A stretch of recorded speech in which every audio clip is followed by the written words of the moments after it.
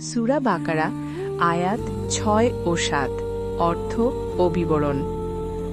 আয়াত ৬।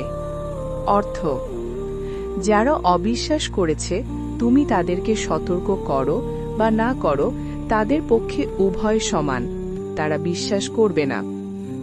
বিবরণ: এখান থেকে দুটি আয়াতে কাফিরদের অবস্থা বর্ণনা করা হচ্ছে। যাদের ভাগ্যে হেদায়েত নেই তাদের জন্য দাওয়াত কোনো কাজে আসবে না।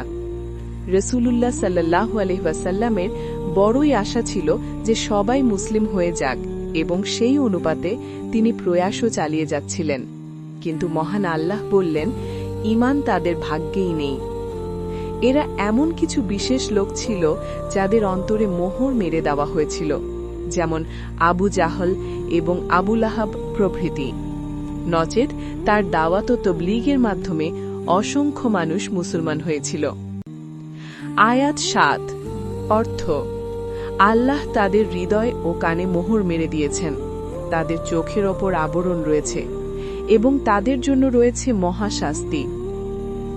বিবরণ: খতম বা মোহর মারা মানে হল তাদের সীমালঙ্ঘন ও বাড়াবাড়িতে তারা অন্ধ হয়ে গেছে।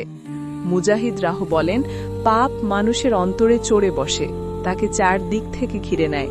এটাই হচ্ছে মোহর। আল্লাহ সবাইকে হেদায়েত দান করুক। আমিন।